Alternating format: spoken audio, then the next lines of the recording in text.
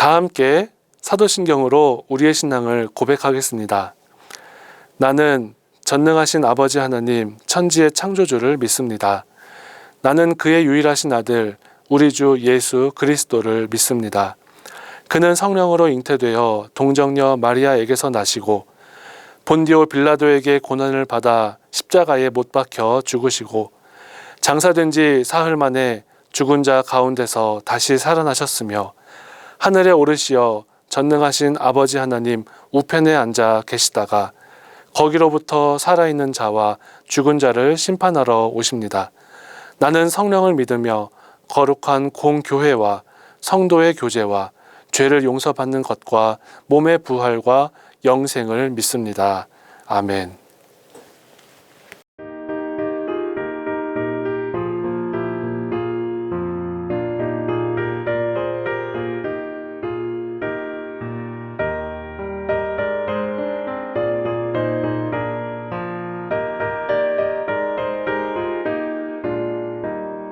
세상 모든 풍파 너를 흔들어 약한 마음 낙심하게 될 때에 내려주신 주의 복을 세어라. 주의 크신 복을 내가 알리라. 받은 속을 세어봐라. 그 주신 복을 내가 알리라. 받은 복을 세어보아라. 주의 크신 복을 내가 알리라. 세상 근심 걱정 너를 누르고 십자가를 등에 지고 나갈 때 주가 내게 주신 복을 세어라. 두려움 없이 항상 찬송하리라. 받은 속을 세어보아라. 그 주신 복을 내가 알리라. 받은 복을 모두 세어보아라. 주의 크신 복을 내가 알리라. 세상 권세 너의 앞길 막을 때 주만 믿고 낙심하지 말아라. 천사들이 너를 보호하리니 염려 없이 한방 보고 나가라. 받은 속을 세어보아라. 그 주신 복을 내가 알리라. 받은 복을 모두 세어보아라. 주의 크신 복을 내가 알리라.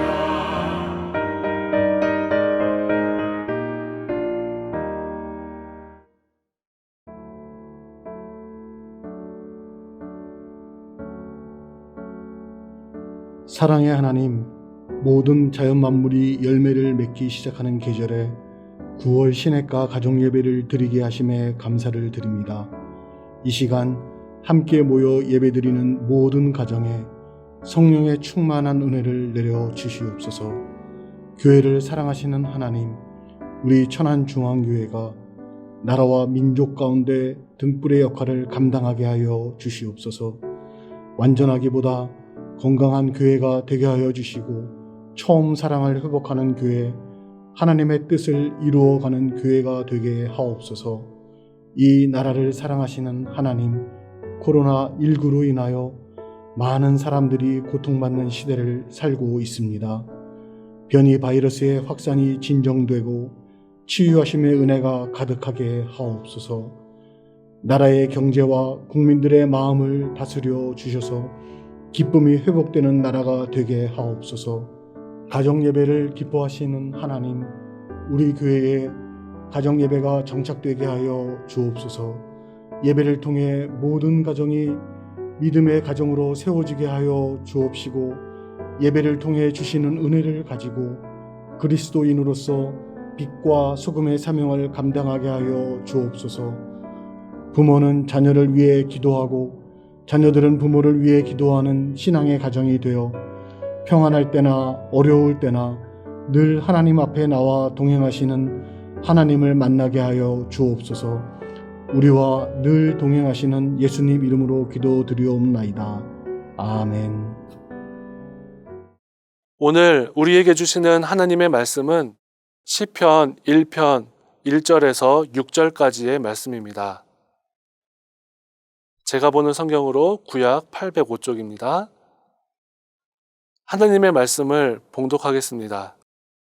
복 있는 사람은 악인들의 꾀를 따르지 아니하며 죄인들의 길에 서지 아니하며 오만한 자들의 자리에 앉지 아니하고 오직 여호와의 율법을 즐거워하여 그의 율법을 주야로 묵상하는도다. 그는 시냇가에 심은 나무가 철을 따라 열매를 맺으며 그 잎사귀가 마르지 아니함 같으니 그가 하는 모든 일이 다 형통하리로다. 악인들은 그렇지 아니하며 오직 바람에 나는 겨와 같도다. 그러므로 악인들은 심판을 견디지 못하며 죄인들이 의인들의 모임에 들지 못하리로다. 무릇 의인들의 길은 여호와께서 인정하시나 악인들의 길은 망하리로다. 아멘.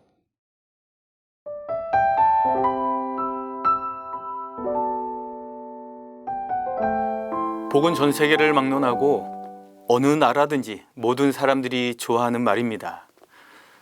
구약 성경에는 복에 대해서 두 가지로 구분하여 말씀해 주고 있습니다. 먼저 하나님께서 일방적으로 부어주시는 복이 있고요. 이 복은 우리가 복을 받을 그 어떠한 일도 하지 아니하였음에도 불구하고 하나님의 자녀이기 때문에 우리에게 일방적으로 주시는 복을 의미합니다. 반면에 하나님의 언약에 따라 수고하고 노력해서 받는 복이 있습니다. 이 복은 우리가 노력해서 애쓴 만큼 하나님이 주시는 복을 의미하고 있습니다. 오늘 말씀의 복은 우리가 애쓰고 노력해서 얻을 복을 말씀하고 있습니다. 시편은 전체가 150편으로 이루어져 있습니다. 그 중에서 오늘 시편의 1편은 시편 전체의 머리글이기도 합니다. 인간이라는 존재가 어떤 존재인지, 어떻게 이 땅을 살아가야 하는지, 어떻게 해야 하나님께 복을 받을 수 있는지를 우리에게 세밀하고 자세하게 말씀해 주고 있습니다. 먼저 시편 1편 1절의 첫 문장은 어떻게 시작을 합니까? 복 있는 사람은으로 시작하고 있습니다.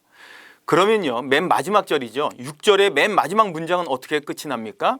망하리로다로 마무리하고 있습니다.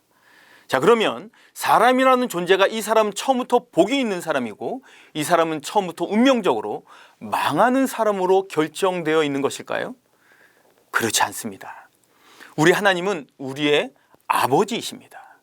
하나님의 자녀가 이 땅에서 복을 받고 누려라. 너희를 위해서 이만큼 복을 준비해 놓았다. 우리 하나님께서는 우리 모두에게 끊임없이 복을 주겠노라 말씀해 주고 있습니다. 그러나 사람들은 어느 상황에 직면하면요, 복 받는 길로 가는 사람이 있고요, 망하는 길로 가는 사람이 있습니다. 복 받는 길은 왠지 힘들어 보이고 고단해 보이고 느려 보입니다. 그런데요, 망하는 길은 왠지 화려해 보이고 편해 보이고 그 길로 가면 무엇인가 빨리 이룰 것 같습니다. 하지만 그 길은 하나님이 원치 않는 길, 결국 망하는 길입니다. 그러나 반면에 복 받는 길은 어떻습니까? 힘들고 고단하고 수고하고 땀을 흘려야 하지만 그 너머에 우리 하나님이 예배해 놓으신 엄청난 복이 준비되어 있음을 우리는 기억하셔야 합니다. 자, 그러면 그 선택은 누구의 몫일까요? 바로 내 자신이 선택해야 합니다. 과연 복 받는 길로 갈 것인가? 아니면 망하는 길로 갈 것인가? 여러분 혹시 이런 생각 해보지 않으셨습니까? 하나님이 왜 선악과를 만들어 놓으셨을까? 저는 어린 시절부터 신앙생활을 하면서 이런 생각을 참 많이 했습니다. 어린 시절에 왜 하나님이 선악과를 만들어 놓으셔서 우리 인간이 죄를 짓게 하셨나? 선악과가 없었더라면 죄를 짓지 않았을 텐데. 태초에 하나님이 아담과 하와를 창조하셨죠. 창조하신 후 그들에게 세상의 모든 것을 누리고 즐겨라 말씀하셨습니다.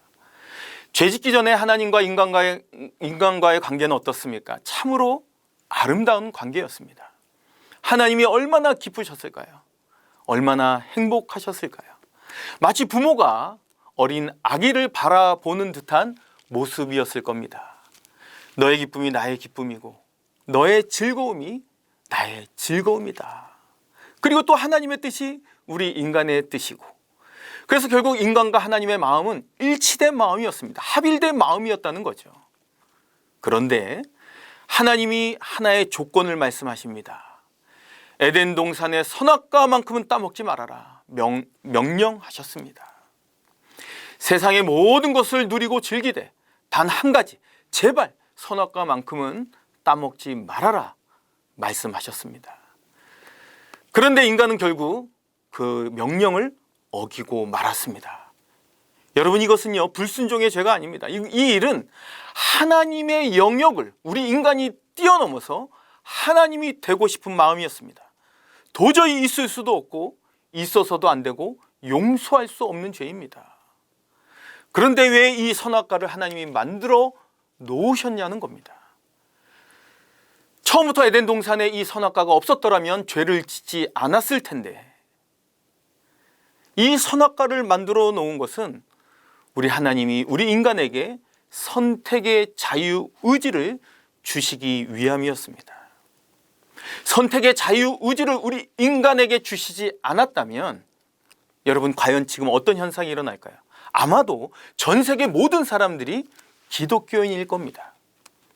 하지만 내가 인격적으로 만난 우리의 하나님은 없습니다. 십자가의 기쁨과 감격이 전혀 없다는 말입니다. 교회 다니니까 다니고, 찬송 부르니까 찬송 부르고, 기도하니까 기도하고, 마치 기계적으로 습관적으로 믿음 생활이 아닌 종교 생활을 했을 겁니다. 그래서 우리 하나님은 우리 인간에게 참으로 귀한 선택의 자유의지를 부여해 주셨습니다. 하지만 우리는 이 선택의 자유의지 때문에 죽는 그날까지 사탄의 미혹과 유혹에 빠질 가능성이 높습니다. 사탄은 우리를 향해 끊임없이 선악과를 따먹어라, 네가 세상의 주인이 될 수 있다 라고 우리를 유혹합니다. 여러분, 그 선택은 바로 나의 몫입니다. 여러분, 우리 하나님은 우리를 좋아하시고 사랑하시고 복 주시기를 바라시는 우리의 하나님이십니다. 그러나 어느 상황에 직면하면 내가 과연 하나님이 원하시는 복 받는 길로 갈 것인가, 아니면 하나님이 싫어하시는 망하는 길로 내가 갈 것인가를 내가 결정하고 선택해야 합니다.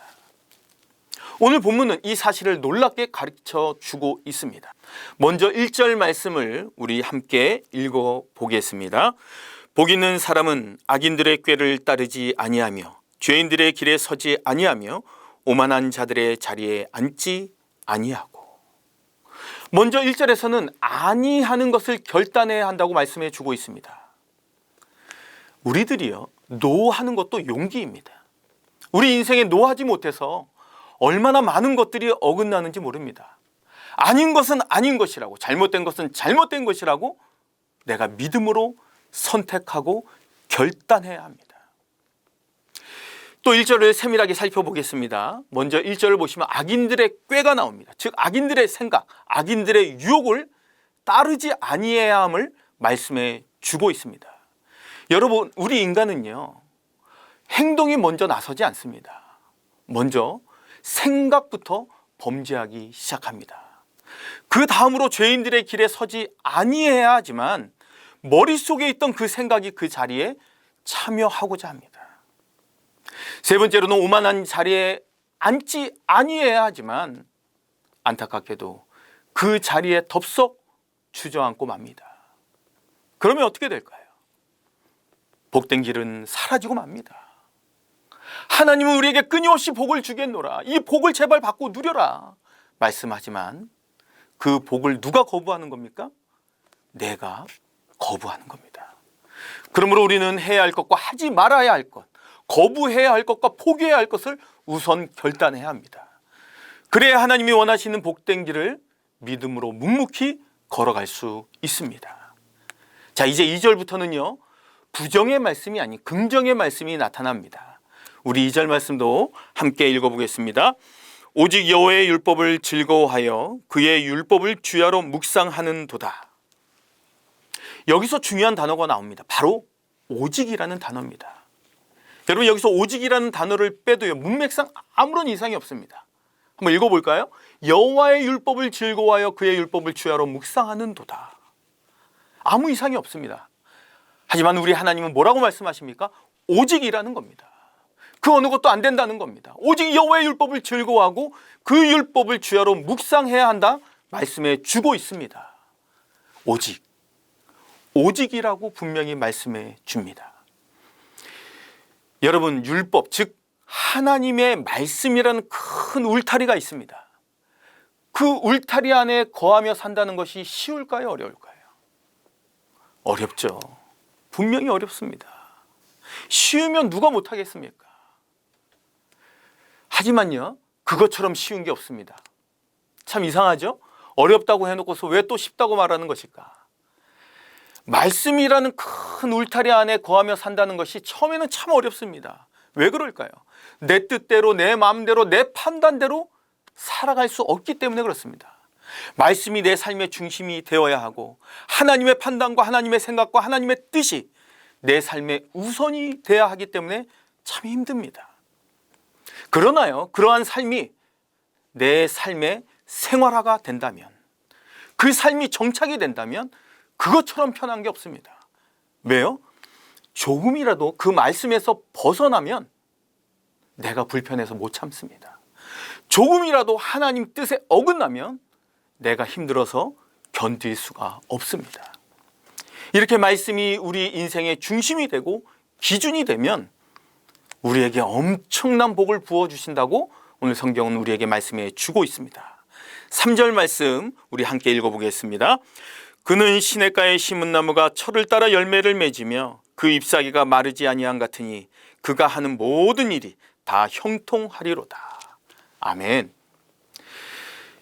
여러분, 시냇가에 심은 나무가 철을 따라 열매를 맺게 해 주시겠다 말씀해 주십니다. 여러분, 나무가 철 따라 열매를 맺지 않습니다. 사시사철 일마다 때마다 열매를 맺는 복을 우리에게 주시겠다고 우리 하나님은 말씀해 주고 있습니다. 그리고 그 다음에 그 잎사귀가 마르지 아니하게 해 주시겠다 말씀합니다. 저희 집에도요, 화분이 있지만 조금이라도 화분에게 소홀하고 또 물을 주지 않으면 잎사귀가 금방 말라버리는 경우가 있습니다. 우리 하나님은 그 어떤 상황 속에서도 늘 잎사귀가 마르지 않는 그 엄청난 복을 허락해 주겠노라 말씀하십니다. 그 다음 말씀은요, 복 중에 복입니다. 그가 하는 모든 일이 다 형통한 복을 주겠다라고 말씀해 주고 있습니다. 여러분, 우리가 흔히 복이라고 하면 물질로만 생각하시는데요, 맞습니다. 물질도 복이죠. 하지만요, 건강도 복이고요, 자녀도 복이고, 직장도 복이고, 인간관계도, 이 모든 것이 다 복입니다. 그런데 이 모든 일이 다 어떻게 해주겠다고 말씀하십니까? 형통하게 해주겠다.